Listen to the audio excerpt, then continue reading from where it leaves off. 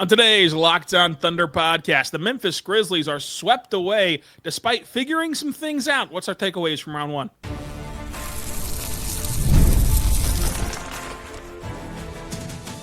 You are Locked On Thunder, your daily Oklahoma City Thunder podcast. Part of the Locked On Podcast Network, your team every day.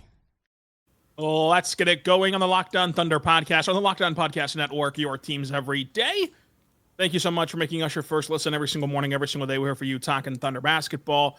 Follow me on Twitter at Rylan_Stiles, on the show on Twitter, Hello ThunderPod. You can also find me at Thunder on SI. And on today's show, we're joined by Michael Martin. Let's Talk Thunder on YouTube, Michael on Sports across social media. Today's show is brought to you by Amazon Fire TV Stick 4K. And you can tune in to any game on the Fire Stick with all their streaming services. But you can also turn your TV into an Xbox. No console required by heading over to Amazon.com/Fire TV Locked On to learn more. Michael, we're back from Memphis. It was quite the road trip for us, but we've made it back alive, luckily. And the Thunder are also back as they sweep the Grizzlies. Just your overall first impression, whenever you think about that series, what's like the lasting moment or opinion from the Thunder getting another first-round sweep? First of all, I was just shocked that we didn't get the greeting when we drove up that the Thunder got at the airport. There was no one there. We were actually kicked out of the parking lot, but it was a fantastic series. What I'm going to think about from this series is the Thunder's way to their ability to win in different ways, and especially with Shai not playing well, which you never want to have happen where it's just over and over. But the Thunder showed, and this is one of our major concerns from the last year or so, was like what happens in the non-Shai minutes. It wasn't even the non-Shai minutes. It was just when he wasn't playing well, they still found ways to win. I asked Chet about it after Game 4, after the sweep, but Game 1, biggest blowout in Game 1 history. Game 2, they win it wire to wire, just kind of keep them at arm's length. Game 3, biggest comeback in a halftime, or second biggest playoff comeback ever. Third game, they win it in crunch time. So they did it in a variety of ways. So they may not have gotten tested in the traditional way of like a 5, 6, 7 game series, but they still found ways to win in different ways that really impressed me and made me feel a little bit better about this team going to round 2. Yeah, I think that has to be it. Just the ways that you saw Chet step up in that second half in Game 3, the consistency from J-Dub as just an overall otherworldly score compared to where he was a year ago. Like the leaps he's made from that Dallas series, our lasting playoff impression of him for this whole season to right now has been jarring. And then, like, you know, when the ball's not going in for Shai, which is a rarity, but it was a rarity that happened 3 straight times this series, the Thunder still never tripped up. And then in Game 4, they shot 20% from 3, and they still won this nail-biting game in the FedEx Forum. And the Thunder, you know, we talk about shooting variance oftentimes when it happens against the Thunder. Like, for example, the Grizzlies had great shooting variance in the first half of Thursday's game. But shooting variance also works where you just can't hit anything at all. And that's not – the Thunder are not a 20% three-point shooting team. They're much better than that. And, like, over the course of a season and over the course of a 7-game series, they will shoot much better than 20% from 3. But what do you do when that happens to you, when that adversity comes and the Thunder can lean on their defense and they can beat you in so many different ways? That I think that even though this was a sweep and even though this was the 8th seed, this was also a Memphis team that, you know, had 48 wins and were the 2nd seed in the West for quite some time, and the Thunder just embarrassed them in the first round, despite Ja Morant figuring some things out. Sadly, he could not finish the series, but he figured some things out. And, you know, if he would have been able to stay around, he says that he would have won Game 3, then he would have won Game 4, then it's 2-2. And this is the great thing about sports, Michael, is when you get beat, you can just make up all these hypotheticals, and you never actually have to prove them to anybody. You can never actually verify this, because who's to say that if we just have this dream world where, okay, the Thunder lose Game 3, that then we replay Game 4, who's to say that the Thunder don't shoot better than 20% from 3 and still win Game 4? So how is it automatically tied at 2-2? And was Ja Morant available in Game 1 and 2? Let me think about that. Did he play the whole game? Yeah, he did. He did. It's like we've seen this team beat up on Ja Morant. This Memphis Grizzlies team has not beaten the Oklahoma City Thunder since December 7th, 2022. Ja Morant, for as fine as he is in the West and for how he's figured out the Thunder, he's won 1 playoff series in his whole career. This Grizzlies team won 48 games. You know how many games total that Ja Morant played this season? You want to know how many games total he played? 50. He played 50 games, and they won 48. Seems like Memphis has figured out how to play without Ja Morant, right? Like, they've had to get used to that a lot, and they still could not beat Oklahoma City in Game 4 without him, or cling to a 29-point lead without Ja Morant. I get that it's a big deal that he left Game 3, but losing a 29-point lead and a 26-point lead at halftime without your best player who you've played without for a lot of this season just shows you the kind of season that Memphis has had, a complete failure that's been injury-riddled, that's been terrible roster management, and that's gotten your coach fired. So, like, save me that we figured some things out. Right, go prove it next year, because it's always next year for Memphis. It's never their year. And it's been from the grit and grind era to this era. It's never their year. They're a nothing franchise. They're a nothing fan base. Like, it doesn't matter, right? It doesn't matter if you figured some things out in this hypothetical universe. It just is what it is. The Thunder swept the Grizzlies. Ja Morant and the Grizzlies have not beaten Oklahoma City since 2022. Since the Polk administration. And this Grizzlies team hasn't beaten a good team all year. A single one. The next time the Memphis Grizzlies of this season, which they're not going to get another chance to, beats a good team is the first time. So did they figure something out, Michael? I don't think so. No, it reminds me of this high school coach I had who wasn't very smart. And every time after we would get blown out, he'd go, "We always play better in the second half. I don't really understand why. Why do we always do that?" And someone had to break it to him. It's because they started benching all their good players. So we weren't actually playing better. They just weren't playing their good guys anymore. And the Thunder, it's like, yeah, if they're going to hold them to a baseline level of beating them by 50, then I guess the Grizzlies figured out how not to lose by 50. Congratulations. But, like, this Grizzlies team, I'm just a little bit tired of. And it reminds me of that social media trend we're seeing now more than ever of people. It's like, I was never wrong just early. It's like, okay, so you're only going to do that on the takes you were right about. We're never going to revisit the ones we're blatantly wrong about. But this Grizzlies team, they're at a crossroads here. I don't really know what they're going to do. We discussed a few trades just in the car and in the arena driving back about, like, what could this team do. And under this current CBA, these teams are just super, super hamstrung. So let the Grizzlies live in whatever fantasy world they want to live in while the Thunder moving on to round 2. Yeah, and that's the reality of the situation. The Grizzlies are now stuck dwelling in hypotheticals. The Thunder are preparing for round 2. And that's been the Grizzlies story, this entire core's identity. They've made it out of the first round one time. They're just not good enough. And they get injured all the time, sure. They get suspended, sure, self-inflicted. They're just not good enough. And they weren't good enough to compete. And you know how you know they're not good enough? Because while Ja Morant is spouting that nonsense, their actual general manager says 48 wins, good enough for the 8th seed, but who cares? It's not good enough. That's a direct quote from the Grizzlies general manager, Zach Kleiman. They're not good enough, and their fan base gave up on them. That arena was barely a step up above the Smoothie King Center in terms of atmosphere. Beautiful arena, state-of-the-art stuff in terms of, like, the infrastructure.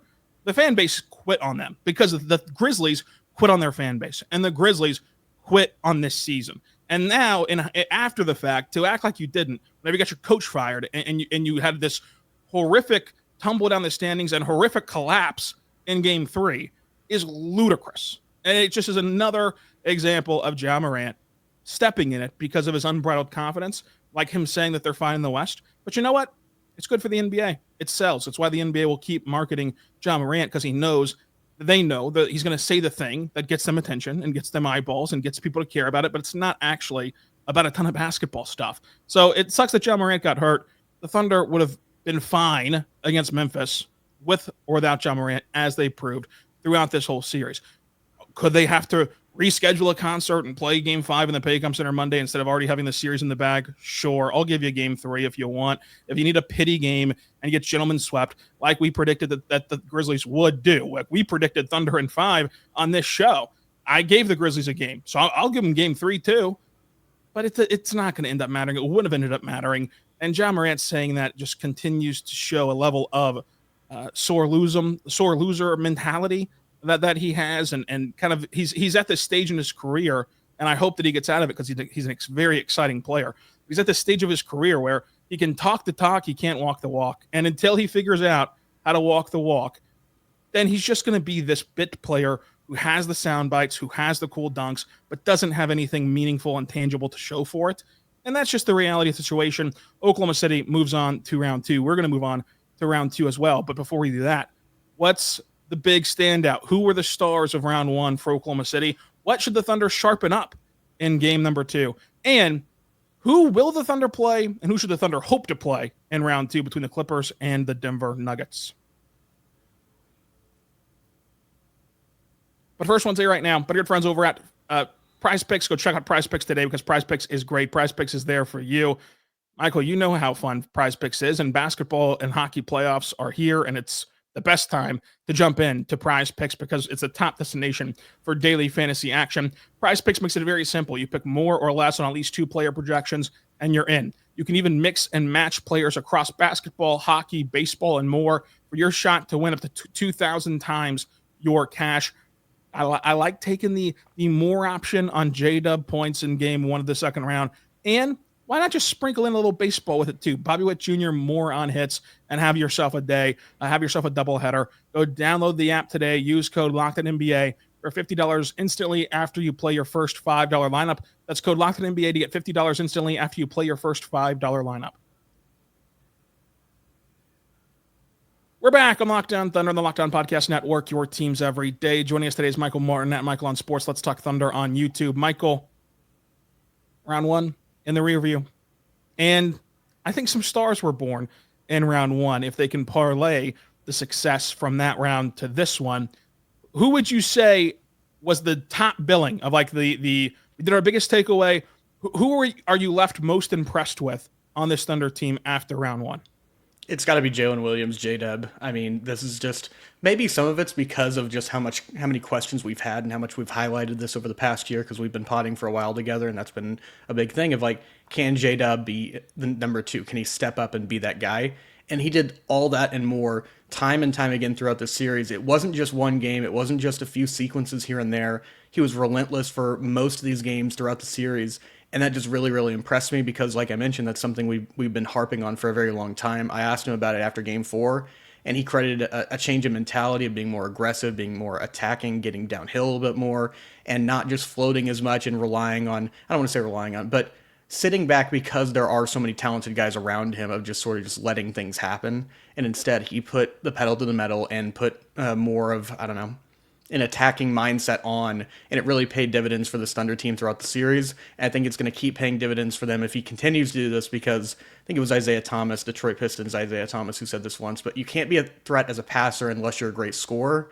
So if he continues to score like this, it's going to continue to get guys more and more open. It's going to make life easier on guys like Shai, Chet, and others. And I'm just really excited to see what J-Dub has for us in round 2. But the moral of the story, or the big story from this, is J-Dub's sort of coming out party.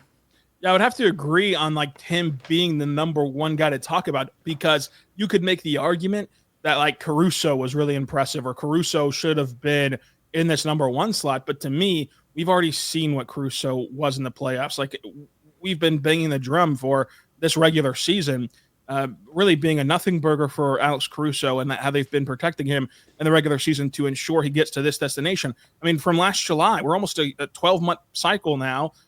We've been talking about how Alex Caruso you make that trade for this time of year to help you get over the hump of the playoffs. So the fact that he was just excellent in the playoffs is not all that surprising. He's been excellent in the playoffs every time he's let in there. He just has not been in the playoffs recently because the Chicago Bulls are the Chicago Bulls. But now that he's back on that stage, he's doing what you expect him to do. I do think that Caruso's been very impressive, but it's been J-Dub number 1 for me that I've been most impressed with because we had the most questions about him.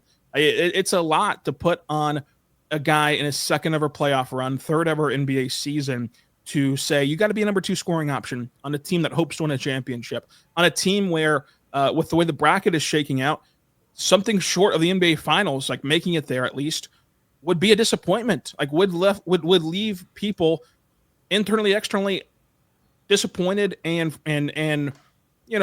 feeling as though you're unsatisfied. And that's a lot to put on a guy in J-Dub's position, but it's what is required to make sure you have a season of fulfillment. And J-Dub, I get it. It's the Grizzlies, it's the 8th seed, but he can only play 1 playoff round at a time. And in his first playoff round, he was excellent. And he had success against New Orleans last year, but it wasn't like this. It wasn't creating his own shots. It was more so what the Pelicans did wrong. You look at some of the buckets that he made against Memphis. Yes, a lot of them are in transition because the Grizzlies just could not hold on to the basketball.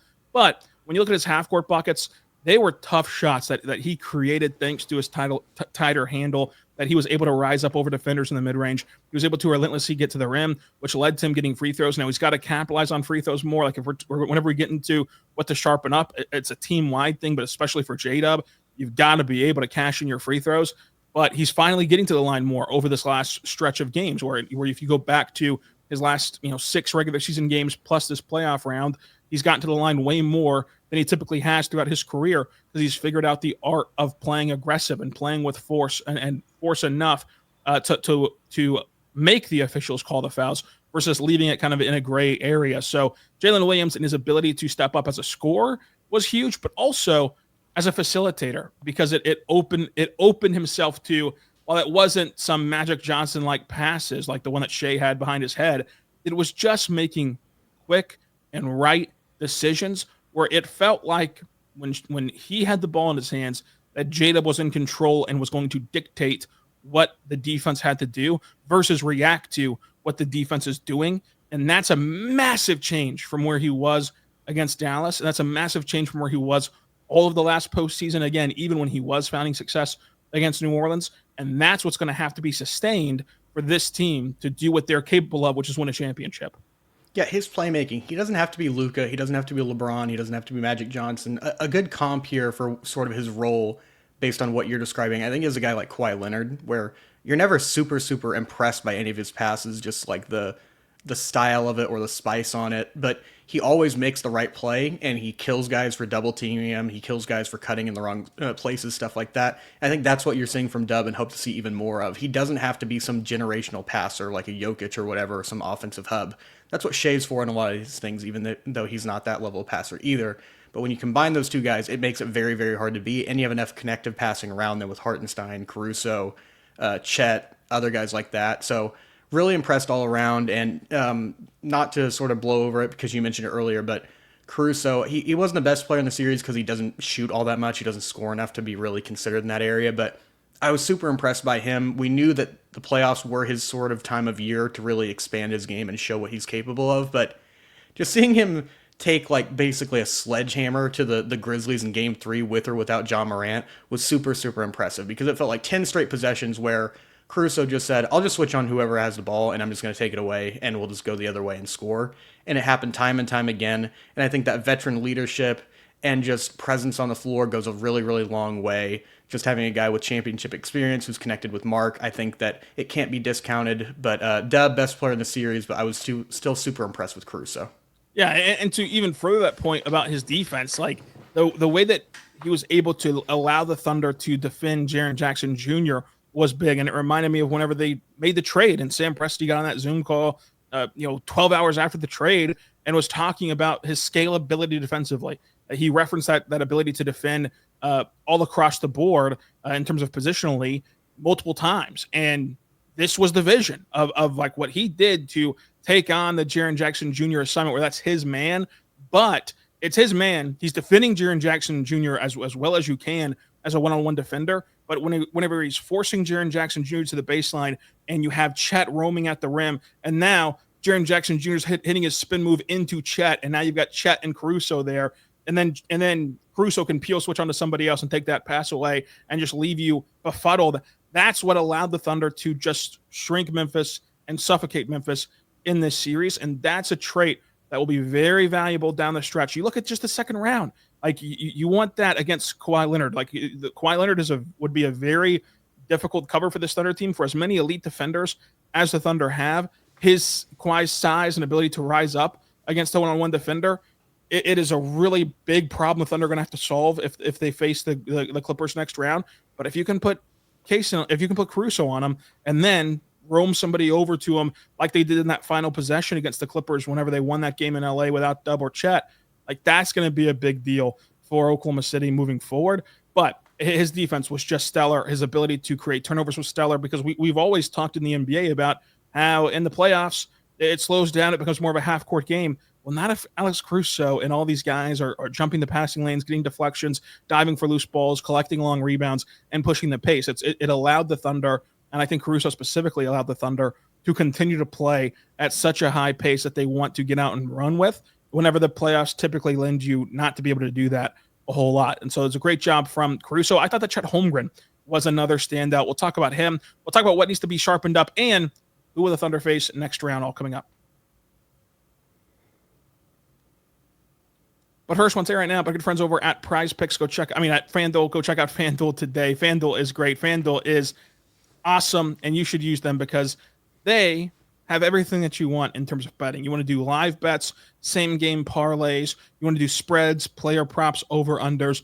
Everything you want is available at FanDuel, and the NBA playoffs are a great time to jump on because they have lines for everything, including who's going to win the NBA championship, who's going to win an individual series, an individual game. However you want to mix and match it, you can do so right now. New customers get $250 in bonus bets if your first $5 bet wins at FanDuel.com. Obviously, no Thunder game odds out there right now because the Thunder don't know who their opponent is. But again, that's a very important interest. Clippers Nuggets on Tuesday.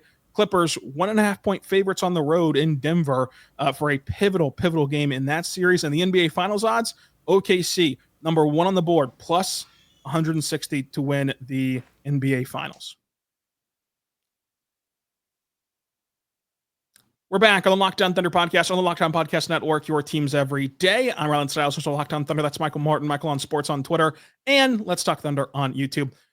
Chet Holmgren, I thought was really impressive. I thought his ability to kind of set the Grizzlies up in a way of in the first few games, he was launching threes, he was taking them without hesitation, and he was making them at a good clip.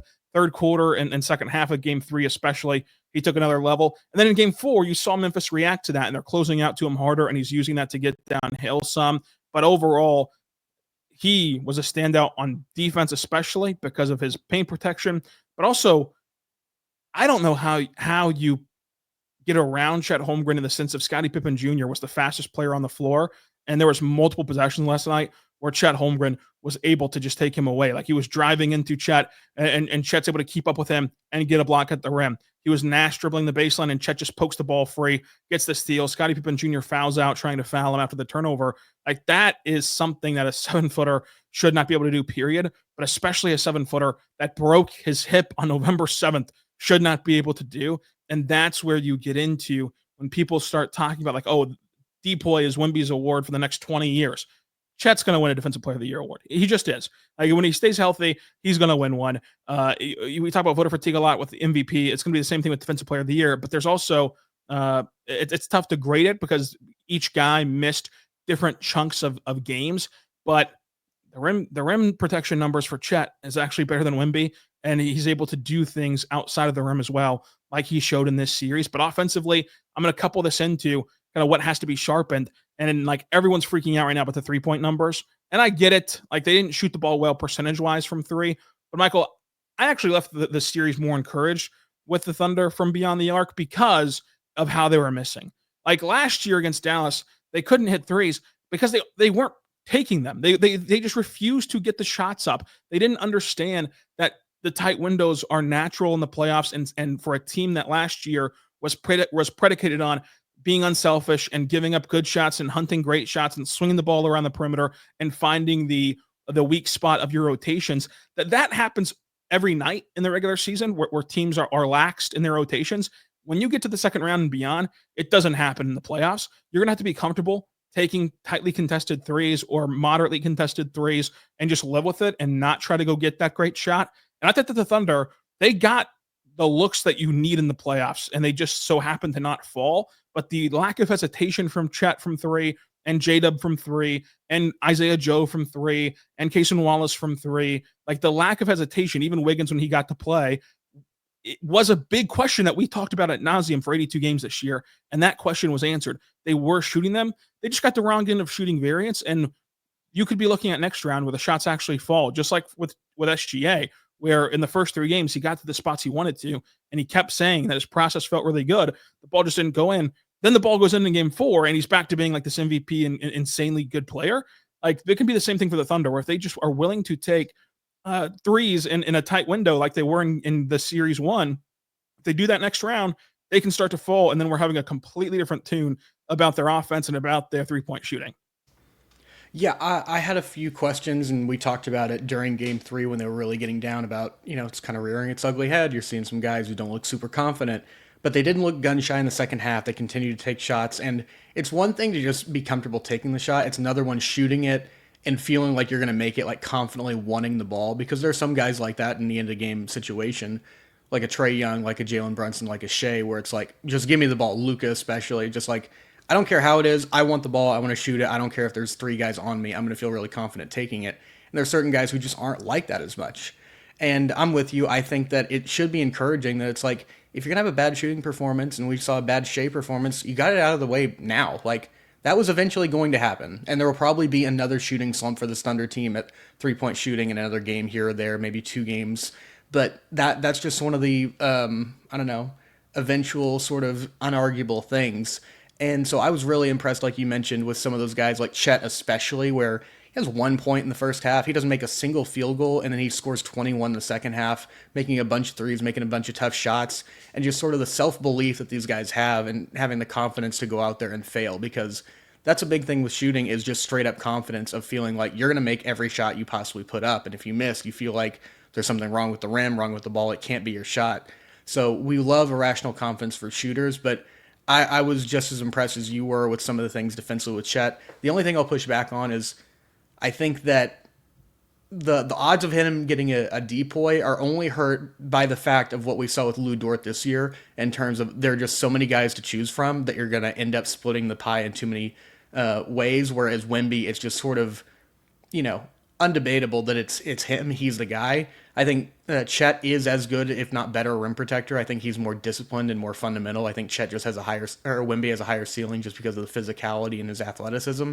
But we knew both these guys were going to be dominant defenders for a very, very long time. So I'm excited to see what happens in the second round. But as much pressure as these guys overcame in the first shooting, I still think that, like you mentioned, those shots you can't pass up, good for great, there is going to be some added tightness for these guys, whether they want to admit it or not, or whether they would see it or not in the second round, if there is another slump of guys sort of not shooting up to par like they did in round 1. Yeah, if the voters will just like allow guards to actually have a chance to win the award, then it would for sure backfire on the Thunder, just from that sense of you could value Caruso if he played enough games, you could value Lou Dort, you could value Chet, you could value J-Dub, who I'm shocked that, as just watching their seasons, that Shai gets the vote and J-Dub doesn't for the Defensive Player of the Year, but we know how the voters are. They're not actually watching the games, like J-Dub always disagrees with, but it's still a center award. So I think that if Chet had an 82-game season and was anchoring the historically great defense that the Thunder had, and if they can put up these historically great numbers again next year or even close to it for a full season of Chet, I think that he'd still get some of the confidence vote from the voters, just because they just default to bigs, and he'd be the best defending big on the team. But regardless if he ever wins one, just like with Lou Dort, I don't think that Lou Dort will ever win one now that he didn't get this one. But we all know he's that caliber of player and defender. I think that with the Thunder, whenever you look at their shooting, it was the confidence thing that stuck out. And you saw even J-Will, who played just a little bit more than you played in this series, Michael, that he was like begging for the basketball on the road in a playoff game, and he didn't get it. He got looked off by a Shai, which is fine. Shai's the superstar, and you want the ball in Shai's hands as much as possible. But the fact that he was like begging for the basketball in a road playoff game, whenever this team was down and needing to come back, like that was a significant sign about what the future holds for this Thunder team. And we've talked about sharpening up the 3-point kind of situation. We both think that it's going to kind of level off to where it's going to be a kind of a rising tide for the Thunder in the next couple of rounds. Was there anything else from round 1 that you want to see them kind of sharpen before round 2? Yeah, that's a great question. I think just sort of, lessening the rotation. It feels like Mark was sort of shrinking it whenever game 2 happened into game 3, and then sort of it got out of control, and then he started throwing things at the wall, which he sort of is known to do, of just like, let's see if anything sticks. I'd like to see the Thunder continue to play Chet and Hartenstein as much as possible, one or the other on the floor at all times, in the same way that, like, you need to have 2 at all times of Chet, Hartenstein, Shai, Dub, and it needs to be 1 perimeter player, 1 guard. And I think that some of these J-Will minutes, no offense to him, you mentioned he was great, he had that confidence. might not be your time buddy in these next upcoming series. So I'd like to see them sort of shrink it in that sense. And just overall, I don't know. I think that this team did a great job of sort of tightening it up, but I want to see them in more of these crunch time games and more of these closer ones, because I think it's a positive in the right direction for guys like Dub, like we talked about him stepping up, but it's still one series at a time. So I want to see him in particular and some of the role players shooting and see if that transcends that last series and goes into the next one, or if it's sort of a one-off. Yeah, I think that the two things for me is the rotation will always be a big talking point. I look at Mark's rotation. I think that he actually stayed as disciplined as possible, in terms of like the Mark stratosphere. He's going to play some guys, but you look at that game where they got down 29. Obviously, they did extend the bodies of the rotation, but even in that game, 8 guys played over 10 minutes, and then game 4 is the same way. The J Will minutes, I think, is a byproduct of starting double big, which I'm curious to see if they start that way in later rounds as well. Because if you're going to start double big, you either have to dramatically take one off pretty quickly into the opening frame to be able to ensure that they're both on the floor, for the majority of the game, if not all the game. And then if you keep them in longer stretches to start the game on the floor together, then I think what Mark was doing and kind of the way that he played J Will was, well, let's just close these last 4-ish minutes of the first quarter with J Will. Shai's still on the court. He's still going to be who we run everything through and who tries to tie together our offense, and just hope that in these 4 minutes, J Will's defense doesn't sink us, because he's gotten better defensively. And I think that was kind of the thought process there, where he counts as a body that played. And so then people are then going and counting the box score, like, okay, 5 starters and then another bench player, that's 6 and 7 and 8 and 9 and 10 and 11. Oh my God, he played 11 players. It's like, yeah, he played 11 players. J Will played 4 minutes. Kenrich played 2. Like, he played 11 guys, though, so people just freak out about that. But really, in terms of meaningful minutes, he played 8 guys, which is like a standard number in the playoffs. And if you get into the later rounds and these games are more competitive, then yeah, you could use those 2 minutes and throw 2 more on Caruso, and use the 4 minutes from Kenrich, from J Will, and throw a couple more onto whomever you wish. But I don't think that he was as unconventional as he was a year ago. So I think he sharpened it up a little bit. But this series, I think, leads me to my next point of what I want to see them sharpen is their defensive intensity the entire way. This was an incredible defensive series for the Thunder in the finished product. But throughout this series, there were little moments in game 2. There were little moments in game 3, especially to start the game, obviously, to get down 29 points, where the defense kind of waned. And I wondered if, like, the huge blowout in game 1 and the fact that everyone counted the Grizzlies for dead played a role in that, whereas obviously you're not going to have that benefit in round 2 and round 3, etc. So I want to see them just understand this is a 48-minute game in the playoffs, and you've got to be really just crisp on defense the entire way. Because if you do have those lulls, like whenever the Grizzlies cut their lead in game 2 down to 8 points, and whenever the Grizzlies swelled their own lead to 29 points in game 3, if you do have those moments against much better teams, that's going to be way more disastrous than it ended up being against the Grizzlies.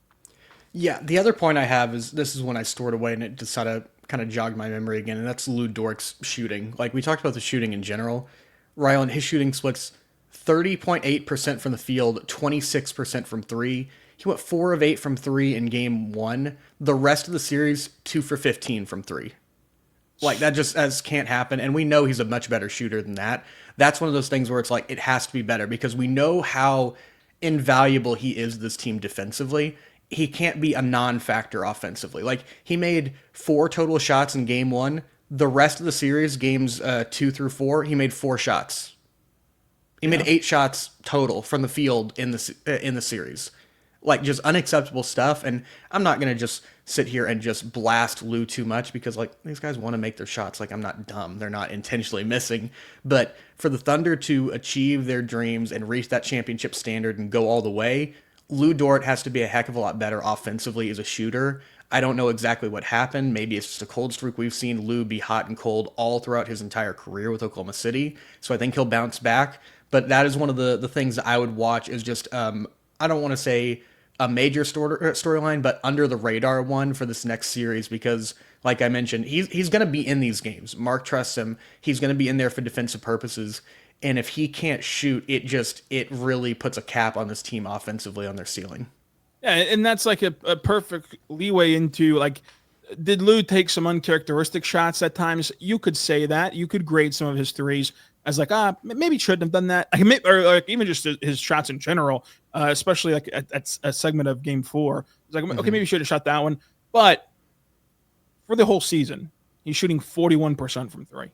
He's earned the reputation of like big game Lou because it's just like miraculously in big games, he's just the guy that hits them on national TV games in Game 7 of the bubble. Like he hits big shots, and he shot 41% for an entire season where he played 71 games this year. And our whole point is these guys don't want to miss their shots. They're not going out there missing them on purpose. They're gonna be able to have this level somewhere higher than it did in round 1. And that's the scariest part because everything else about this team was great. Every other complaint that we've had on this podcast, I will admit, hand up, has been in a way manufactured by a product of like, well, we got to have something to talk about because they went 4-0. This is the only thing that you can cling to as like a real issue long term, but it's an issue that has a very fixable thing, which is math. Like the math tells us they're gonna be better if they get the same shot quality and they take these same shots over the next series. They will shoot better than they did in this series, and you hope to keep building off of that, and you hope that still happens for Oklahoma City. But they handled a closeout game on Saturday very well. Closeout games are obviously the toughest to win, and they got the win, but we have not closed out the Clippers and the Nuggets yet. The Clippers and Nuggets are doing battle in the second round. Quickly, what is your take on who's going to win this series? But who should the Thunder be rooting for? Because we'll come back again either later this week or Monday, depending on how the schedule shakes out, I guess, to preview this series. So just who do you think will win, but who do you think the Thunder should want to win?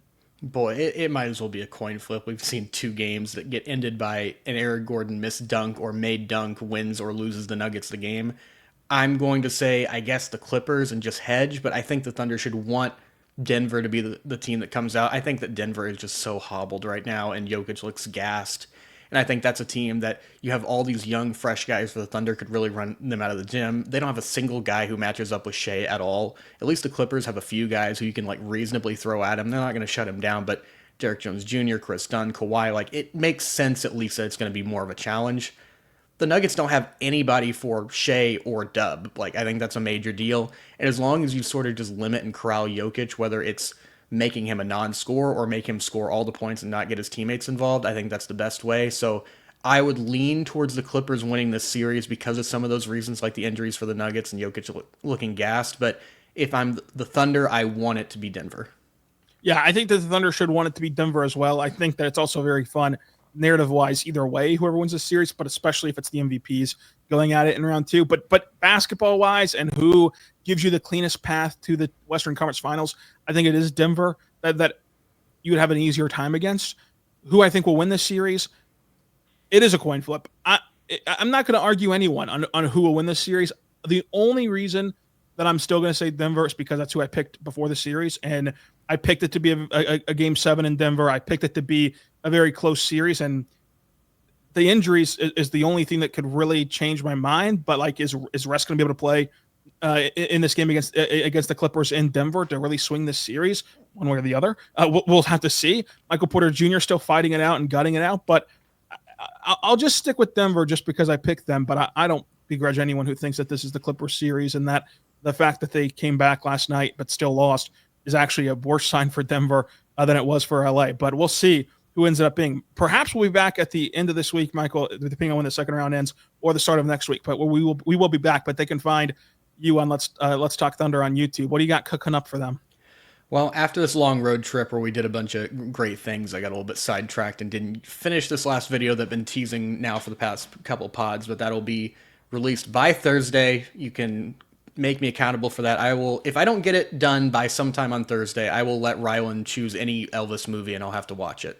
Let's go. I'm rooting against you now. Which I don't want to watch. So unless, barring some disaster where like Rylan cuts my power lines or something like that, won't do it. So if there's any sabotage at play, but it will be the video about how great the Thunder team has been during the regular season and whether or not they should be sort of looked at as one of the greatest, if not the greatest regular season team of all time.